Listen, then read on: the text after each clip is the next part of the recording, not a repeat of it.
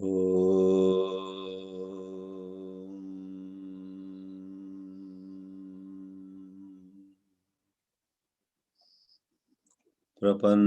पारिजाताय स्तोत्रवेत्रैकपाणये ज्ञानमुद्राय कृष्णाय गीतामृतदुहे नमः. All of us are indeed happy to arrive at this 51st class on Bhagavad Geetā, where we are concluding, in fact, the second chapter called Sankhya Yoga. The word Sankhya here is no different from Vedanta itself. While Sankhya, as one of the 6 schools of thought, talks about the eternal division between Pradhana and Purusha, the Sankhya, which is one with Vedanta, talks about the one Brahman alone appearing as everything. The word Sankhya, therefore, at places can mean the dualistic philosophy, Sankhya Darshana, one of the 6 Astika Darshanas, Sankhya and Yoga, Nyaya and Vaisheshika, Purva Mimamsa and Uttara Mimamsa. Vedanta is Uttara Mimamsa, where Upanishadic teachings are taken up. So Sankhya Yoga is the name of this second chapter, for the word Sankhya also can represent that wisdom by which the pure self is recognized. Here we are to take a look at the last 2 shlokas of this Dvitiya Adhyaya. As you remember surely, the 70th verse gave a fascinating illustration of you and I being capable of a certain state of consciousness where no matter what comes towards us in life gets merged in our depth of consciousness without causing any ups and downs. The fascinating illustration given was the ocean, which maintains its level. No matter how many millions of gallons rivers bring water into it, or how many millions of gallons of water rivers take away during the other tide. So depending on the tide, up tide or low tide, we have water entering or leaving the ocean, but as the expression goes, sea level, the sea level pretty much remains the same. The example may have limitations, but the actual theme where one's equanimity, one's inner peace, one's unconditional love for all living beings remains unruffled, even as objects come into one's consciousness, gain and loss, praise and insult, etc. take place. Now, who among us would not be interested in arriving at that higher state of consciousness? This wisdom is being dealt with by so many seers and mystics, teachers and guides all over the world in their own different languages.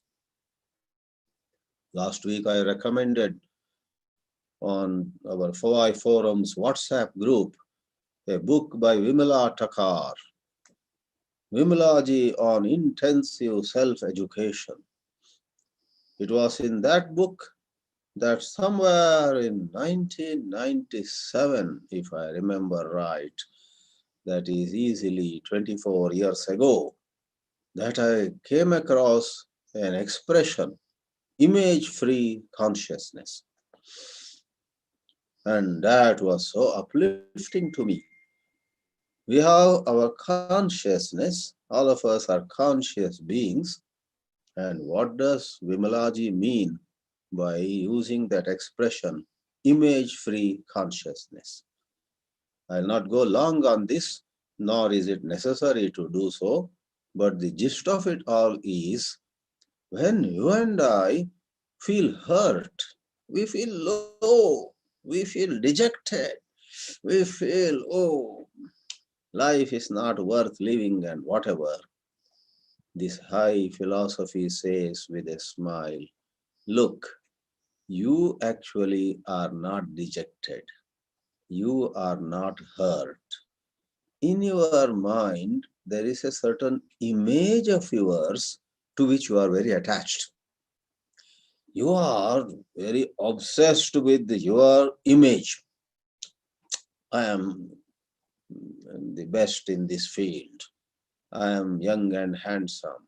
I am learned. I am scholarly.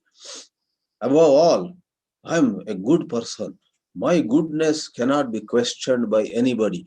I am uh, unconditionally good. Some image, the mind says all this. And then something happens, somebody makes a comment, and that image in your consciousness is shaken. That is called hurt. Friends, I'll say one more sentence and go further. One of the most beautiful forms of meditation going by Vedanta is again and again distance ourselves from the image and our attachment to our image. Stay as pure consciousness. Then you are the sea. Apuryamana matala achala pratishtam.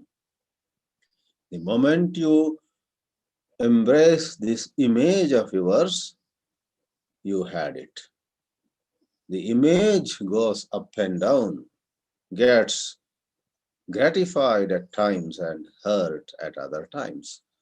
So, if Vimala Thakar, that wonderful born saint who served Vinoba Bhave for many years, then was deeply touched by J. Krishnamurti too, took off on her own independent journey, left behind a legacy of marvelous books and audio and video tapes, died somewhere 2009 or so, or maybe 10, some 10 years ago.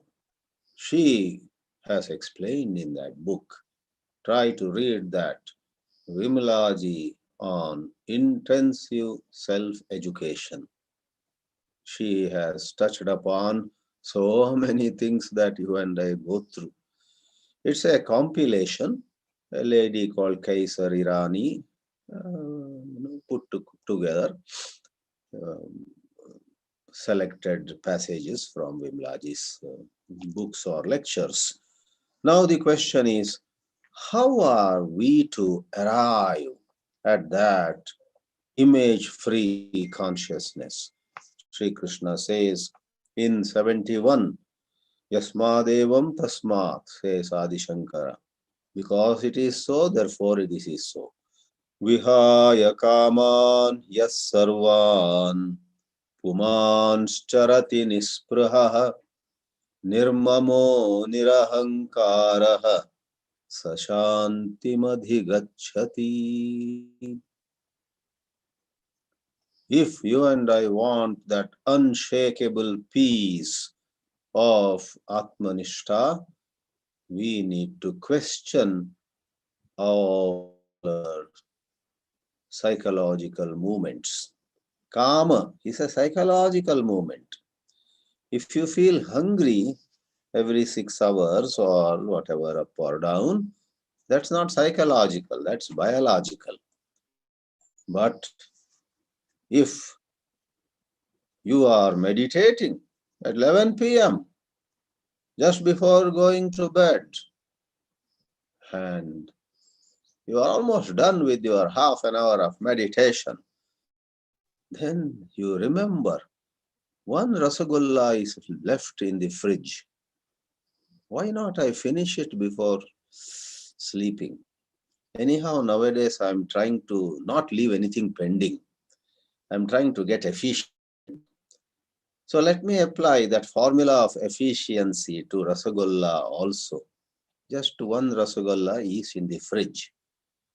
Then you cut down your meditation by 5 minutes, jump out, everything is set, mosquito net also is already tied. You could just turn the lights off and sleep. But you go to the kitchen, open the refrigerator, take the Rasagulla and say, Jai Shri Krishna. What made you at 11 p.m. not hungry, not thirsty, not really in need of any consumption? What made you go to the fridge? This is called psychological. Whether it is food or sleep or sex or buying a house or buying a piece of land and buying some clothes, 100 things that happen in this body, mind, personality, you and I should distinguish between biological and psychological. Spirituality is never against biology.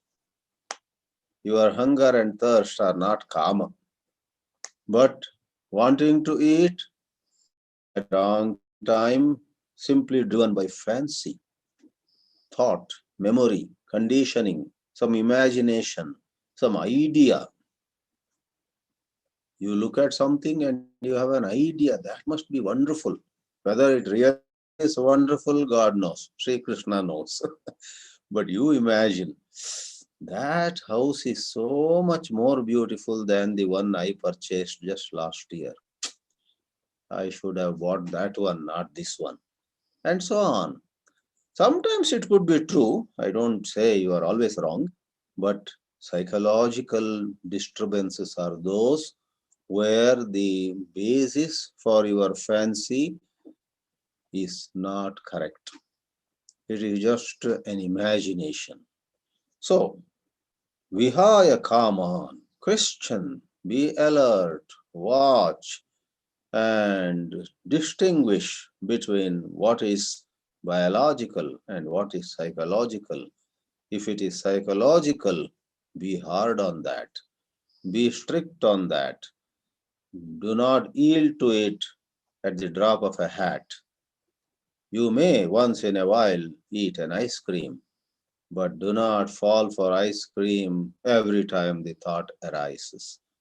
Any pleasure, any possession, any engagement, any entertainment is not barred in spirituality. It's not prohibited, but definitely one becoming a slave to any pleasure is warned against. Puman. Puman is the word Sri Krishna uses, but by force of context, it is not Purusha or Stri. Puman literally means Purusha, a man. Here, in fact, a Tippanakara writes here, it refers to someone who has risen above the plane of karma and karma phala. Ordinarily, you and I go on imagining, if I do this, I will get that. If I invest here, I will get that. If I buy this, it will do. So do something and get something. As Adi Shankara in his commentaries repeatedly writes, Sadhya sadhana rupa. So buying is sadhana, you get something as a result, sadhya. Investing is sadhana, and then there is sadhya, means and end. Now, someone who sees the sad limitation of this business, this affair of means and end, he is a sarva karma sannyasi. The word puman means, as per Swami Satchidanandendra Saraswati, who writes very insightful footnotes. Though in the original the word puman, purusha, is given, what is meant here, he says, is sarva karma sannyasi.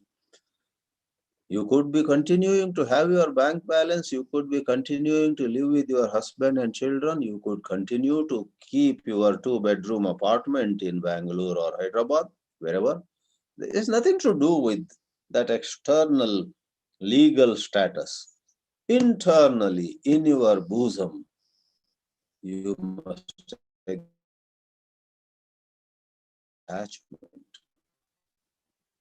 your possessiveness, you are clinging to something. Somebody might not have his own apartment, his own bank balance, his own anything, like people like us. We don't have, worth mentioning. We hardly have any personal possessions. Some sannyasis literally don't have anything. People like me keep a little money at our disposal, but otherwise, that doesn't make us sarva karma sannyasi if we are attached to whatever little we have. Suppose I have 10,000 rupees balance in my bank, and I again and again wonder, it has come to 10,000. I want to make it. So if thoughts go into money, pleasure, possession, then you are caught. There could be a millionaire among you.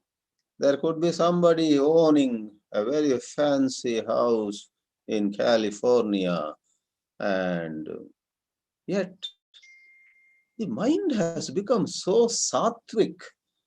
The mind is so pure. The mind doesn't dissipate energy in my house, my savings, what I have left for my children, etc. One has taken care of to the best of one's ability, but one's mind primarily rests in God. Then one is sarva karma sannyasi, puman. All right, charati. So one doesn't have to go away to Himalayas.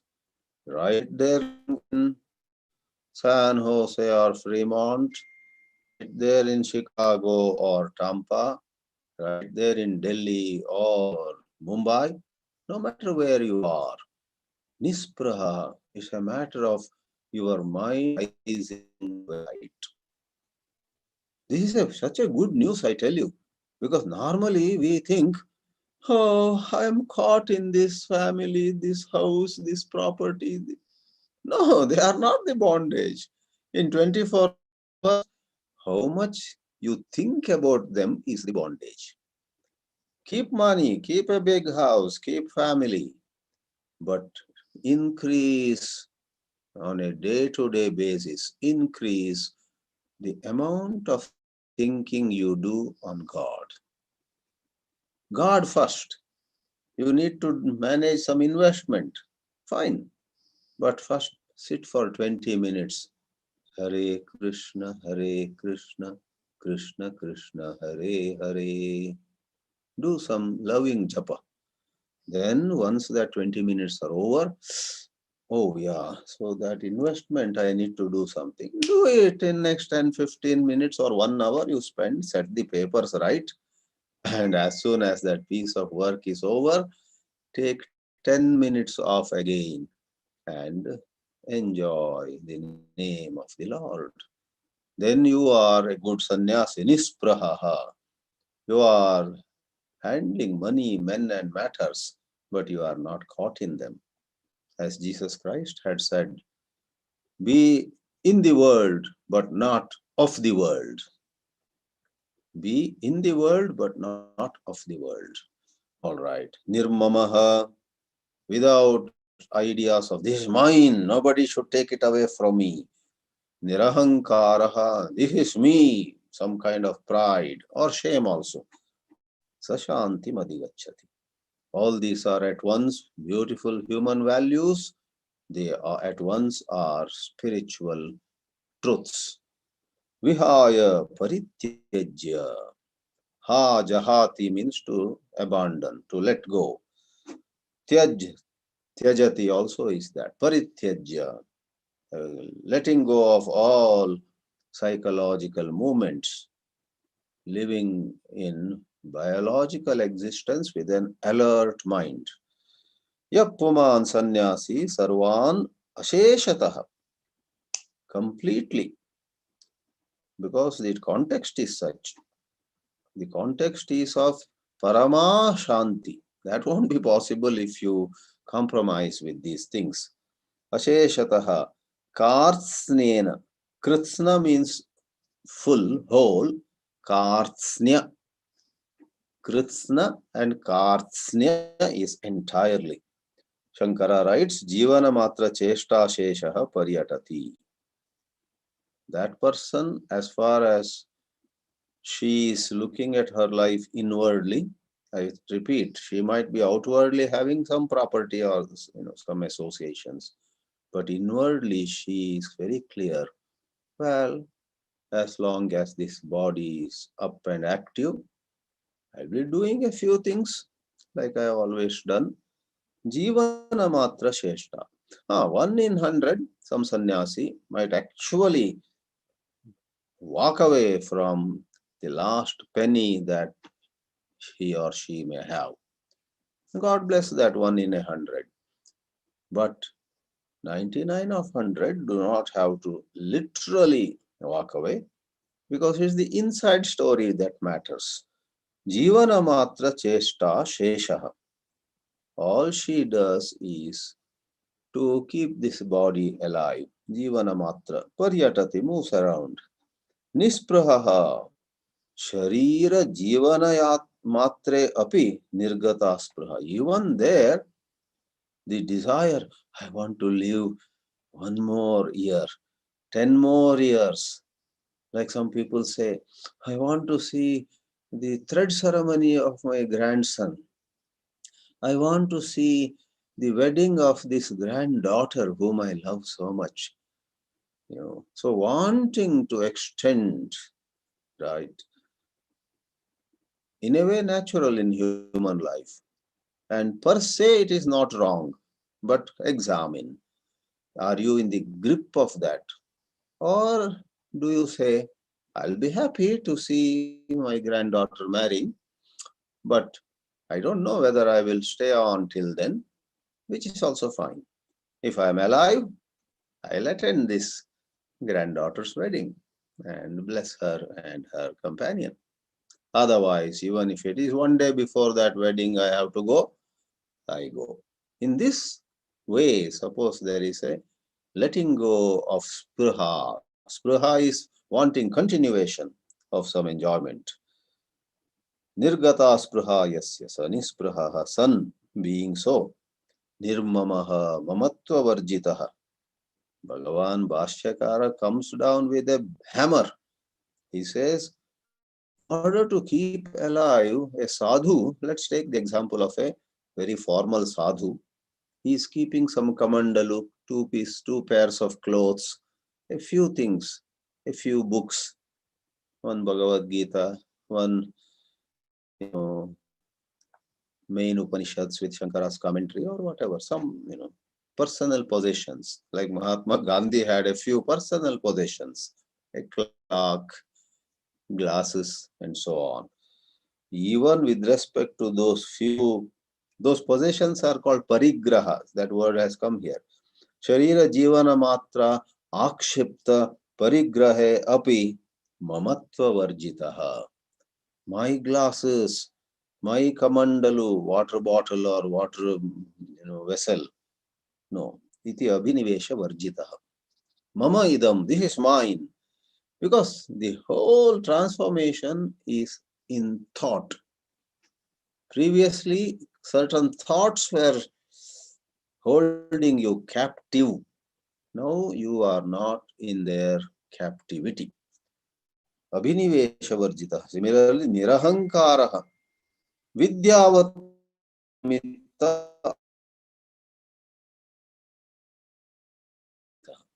Sadhus have their own pitfalls. Sometimes sadhus may come into a certain thinking.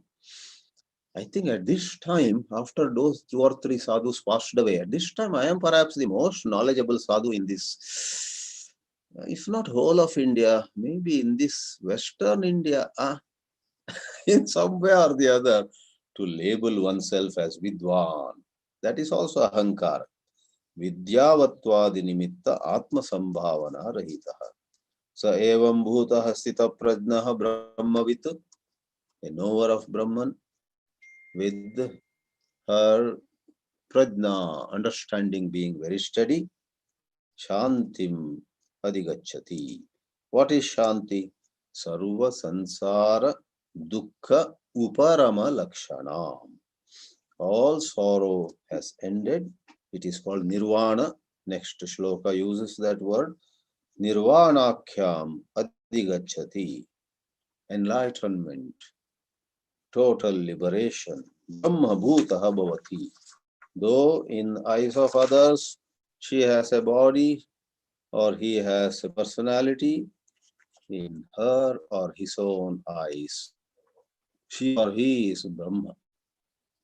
Aham Brahmasmi. The chapter closes with another splendid stroke by this master artist Sri Krishna. Bhagavan Bhashyakara Sri Shankaracharya introduces Sa Esha Jnananishta Stuyate.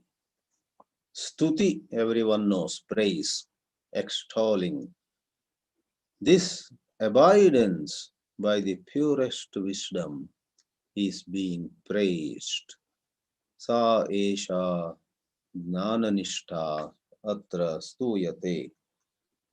Esha brahmi stiti partha nainam prapya vimuhyati. Stitva syam antakalepi Brahma nirvanam richati. He Partha, one of the names of Kunti was Pritha. Therefore, Partha is, O son of Pritha, O Kaunteya. Swami Chinmayananji used to loudly say, Kunti ke bete, and so on. He would do all these little stunts to keep those thousands in his audience attentive and interested. Kunti ke bete, Kunti's son. Pritha's son is Partha. Another meaning also is given by some scholars. Partha they connect to the word Prithvi, that is earth. Partha is son of the soil. You are the son of this great land, this earth. Partha.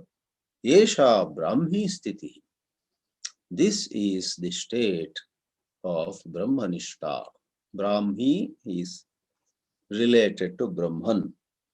Na enam prapya vimuhyati.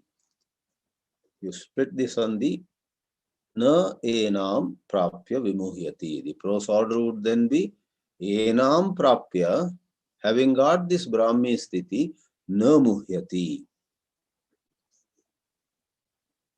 A father-in-law once met me and said, Geeta has talked about what has happened to my son. I said, where? Nainam prapya vimuhyati. I said, what? My son has fallen in love with a girl called Naina. And ever since he got to know this Naina, he doesn't care for any of us. Naina has become his world. Nainam prapya. Having got Naina as his girlfriend, vimuhyati. He has gone into vimoha.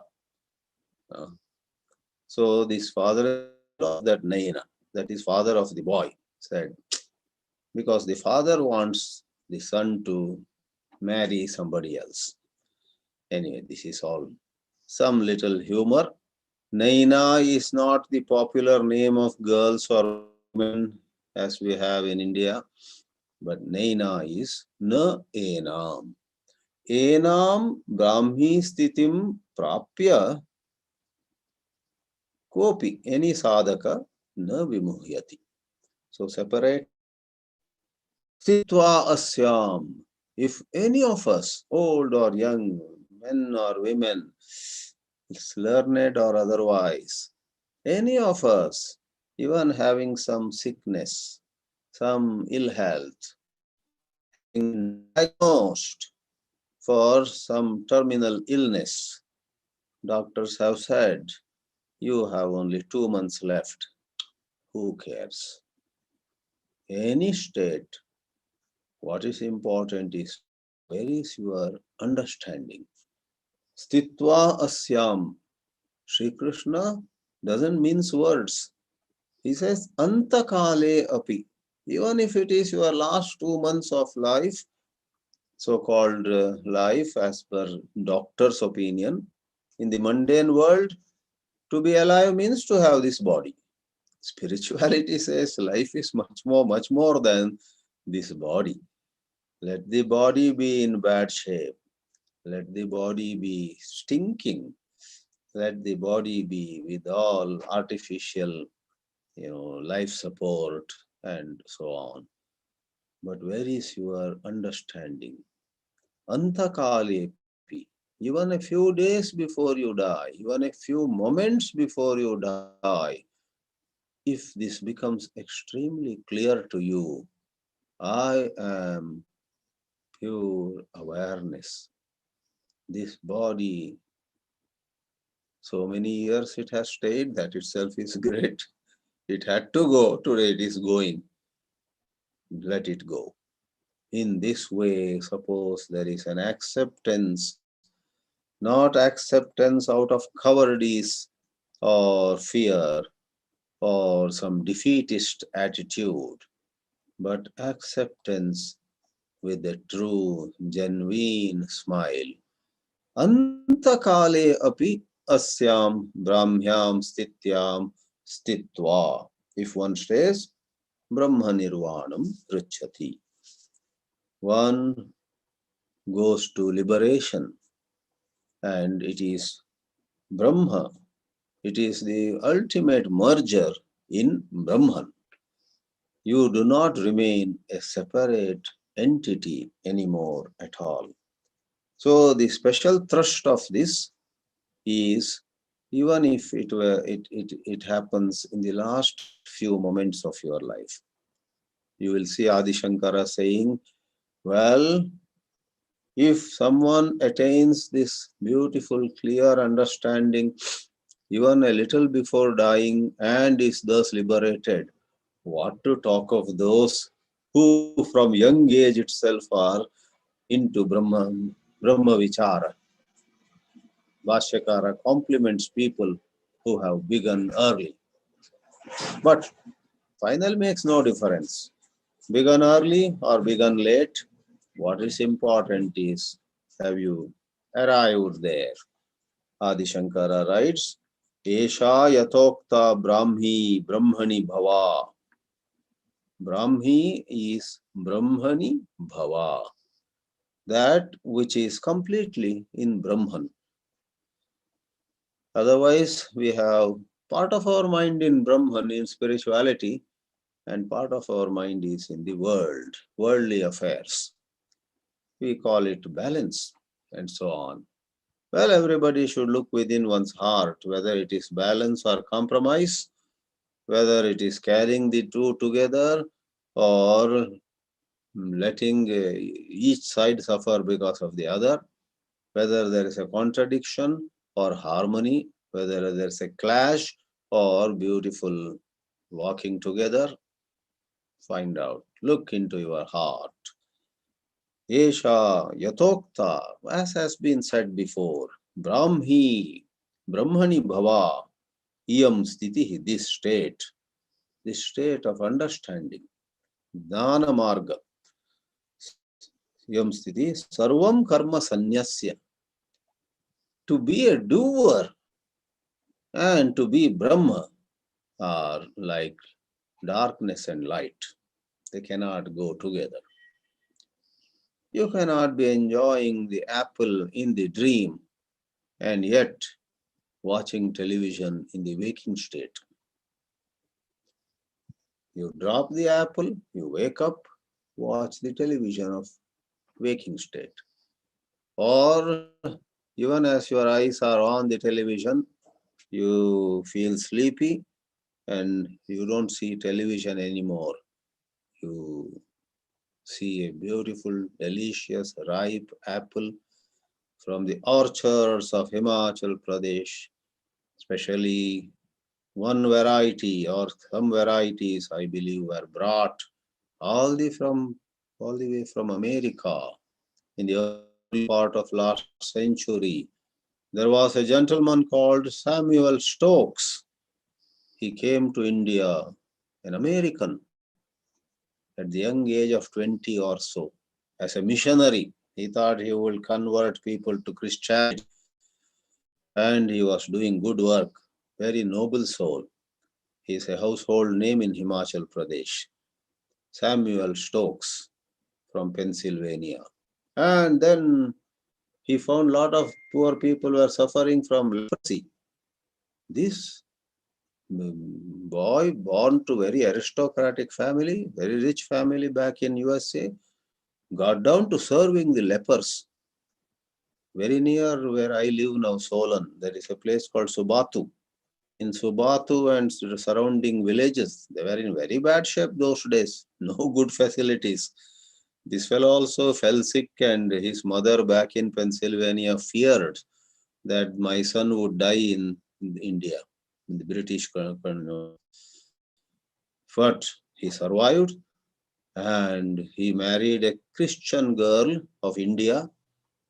And later on, both that Christian wife and he studied Gita, Upanishads, studied Gandhi's work. Stokes had correspondence with M.K. Gandhi also. Stokes joined the freedom struggle of India, worked for India, and converted to Hinduism, both he and his wife.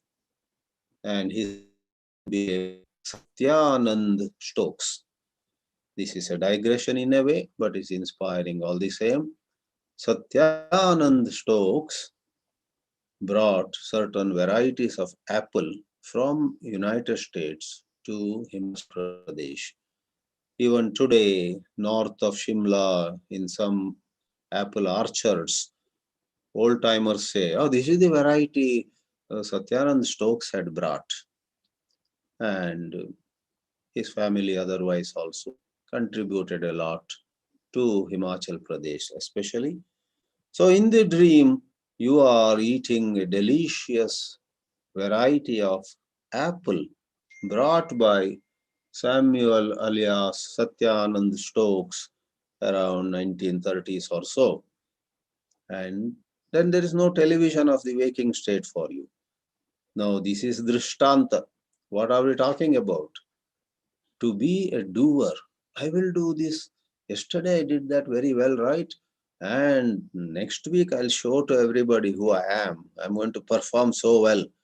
So excellence in work is all right, but to have that idea, I am the doer with such sense of reality is spiritual ignorance. In Bhakti Marga, we say Harihi Karta, Harihi Bhokta. It is Lord who does, it is the Lord who enjoys. I am just an instrument in his hands.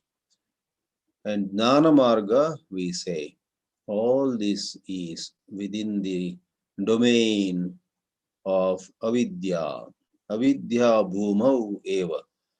Vidya bhumau na karta, na karma, na karanam. There is no such division. Sri Shankaracharya says, karma sanyasya. So outwardly, she may be doing something, this Stita Prajna. She may be doing many things. She may be writing books. She may be cooking food. She may be traveling. She may be even collecting funds to build a little temple and deposit it in bank. 100 things, mundane things. But inwardly, if she is in Brahmanishta, this Stita Prajna, we have to say, Stita Prajna feminine, Stita Prajnaha masculine. Inwardly she knows these are happening. I am just pure awareness. Brahma Swarupena eva avasthanam ityetat. Avasthanam is staying put, staying firmly in Brahma Swarupa. And He Partha, O son of Kunti, na enam prapya, enam stitim. Enam is a sarvanama. Pronoun, this. Attaining this state, na vimuhyati. So na goes with vimuhyati. Moham na prapnoti. Again, some delusion. Or in the language we employed a while ago, if you are in this state of understanding, nothing can hurt you. Nothing can make you feel insecure. Nothing can make you feel let down badly. Nothing can make you feel somebody has betrayed you, stabbed you in the back, somebody has deceived you, somebody did not act in line with the trust you had towards him or her. These things we go through, right, in life. None of them can affect you. That is called na vimuhyati. Next time you are hurt, know for sure it is a form of moha. Next time you feel betrayed, next time you feel somebody has stabbed you in the back, 100 things, know that it is a moha. To refer to Vimala Thakur once more, she said, it is the image you have of yourself that is hurt. Sit and meditate. I am not this image. I am the witnessing consciousness.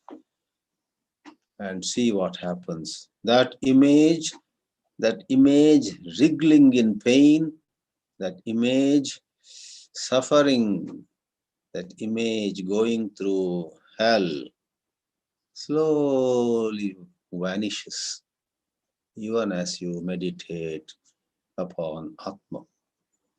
Therefore, in Bhakti Marga, they say the medicine for 1,000 ailments of life is loving contemplation on God. As Anandamayi Ma would say, Hari Katha hi Katha, Baki sab Vritha Vyatha. Think of Hari. Hari or Shiva, Ganesha or Devi, Shiva saints of northern Karnataka, Basaveshwara, Akka Mahadevi, and so on, sang wonderful compositions, contemplation of Shiva. Think of Shiva. Think of Shiva lovingly, and you find you will not suffer from anything. So that is Bhakti Marga's language. In Jnana Marga, of image-free consciousness. Be that image-free consciousness. Let the Upanishadic study help you understand what it is all about. Let it not remain just a fancy word. It is not about like increasing your vocabulary. Somebody was joking to me last evening that in some town there were two groups of spiritual seekers. One was sincere and another was too much attached to talking, discussing, and improving their language skills. So, an elderly lady, I believe, said about these two groups, A and B. She said, I have been watching these two groups, A and B, in my town, where I am living for so many years. The difference between group A and group B is simply this, said this elderly lady. What is the difference? She said, suppose we are all going and somewhere there are two pointers. One pointer shows way to heaven and another signpost shows way to discussion on heaven. You guessed it. The group A would take the first direction, way to heaven. The group B, though they have seen the first board, signpost, way to heaven, they say, no, there is this other signpost, way to discussion on heaven. They want to discuss. So they will go that way. Eternally, they would like to discuss. So, you and I, this is not about judging some Tom, Dick, or Harry. Let us examine what we do. Are we attached to language excessively? Language is a tool, it's helpful, but excessively?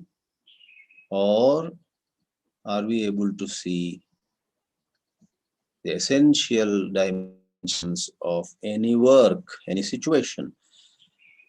Moham na prapnoti. Stitva asyam brahmyam stitva, staying over there, yathoktaya, has been described, antakale api, even towards the end of one's life. Shankaracharya says, ante vayasi, even at an advanced age, 78, 83, 88, 94, doesn't matter. Ante vayasi api, if one were to examine, inquire, think of God, think of truth, forgive, forget, let go of agendas, let go of an urge to teach somebody a lesson, let go of a wish that somebody who insulted you might suffer in some way. I want to see with my own eyes how she pays for what she did to me, and we grind our teeth. Let go of it, let go of it. Forget, forget, forget, forgive, forgive, forgive. If even at the age of 88, if you forget and forgive all those who did something harmful to you, not out of tiredness, but out of this exalted Vedantic understanding, then Brahma Nirvana, Brahma Nirvriti. Nirvana comes from the root va vati, is a vayuhu vati, wind blows. Va is a verbal root which means blow. So in Buddhism also they use this word nirvana a lot. When the winds of desire blow through you, as when you sit, so many desires like powerful winds are blowing through you. That is vana. And when there is no such wind of desire blowing through your consciousness, it is nirvana. By Sandhi rules, it becomes nirvana. Nirvritti is supreme happiness. In Brahman, one experiences the greatest happiness. Nirvritti is sukham. Moksham richati. Moksha is the supreme liberation. Mukti, moksha are the same. Richati is the name of Gachati, attains. Brahma nirvriti. So, kimu vaktavyam? What is there to say? What remains to be said? If there is someone, brahmacharya deva, from early years when she or he was in teens or 20s, 30s, from early young life itself, if somebody sannyasya, not taking interest in pursuit of money or pleasure and so on, Yavad Jivam, all her life, all his life, she or he stayed put on spiritual path. Maybe there were many ups and downs, maybe there were distractions, maybe there were diversions, maybe there were traps where she or he fell also, but got up after some time, but stayed put on the quest of the supreme truth. What to say? Kimu Vaktavyam. There is no need to say that they would also Brahma Nirvanam Richati attain. They would also attain the supreme Nirvriti, supreme Sukha in Brahman. In this way, the chapter 2 comes to a conclusion. Broadly speaking, from the 11th verse of this chapter, Sri Krishna began throwing light on the imperishable self. Then he started talking on a second notch, Karma Yoga, and towards the end, he gave us a very, very inspiring description of a man of steady wisdom, Sthita Prajna Lakshana. In that sense, this entire chapter can be divided into four parts, you can say. The first 10 verses, a little more residue, remnants of that despondency of Arjuna. Again, he is lamenting, how can I kill Drona and Bhishma and all that. Then, after 11th verse, up to some 36th verse or so, the Atma Jnana. Then 36 to 53, 52 or 53 is Karma Yoga and some praise of people who rise to higher states of consciousness. And someone who has risen to that higher state of consciousness is described in the 18 shlokas. Though among those 18, there are some which talk about the fall of man, which talk about disintegration of a human personality. Though the main topic is integration and transcendence, rise above the limitations of body and mind. Thus, chapter 2 has been rightly described as having everything practically of Gita. Chapter 2 being pretty long, second longest chapter of Gita, the first one being chapter 18 with 78 verses, is a wonderful compilation of great ideas, great teachings of Krishna. That does not mean other chapters do not have anything to add to this. There is a lot of precious light thrown on varieties of things, including bhakti, including various yajnas, the passage of the soul at the time of death, and the play of gunas. There are many topics. Remaining 16 chapters are also very valuable, but this second chapter is full of real good stuff. And sincere study of chapter 2 alone also can take one very far on the journey of this spiritual quest. Om Namo Bhagavate Vasudevaya.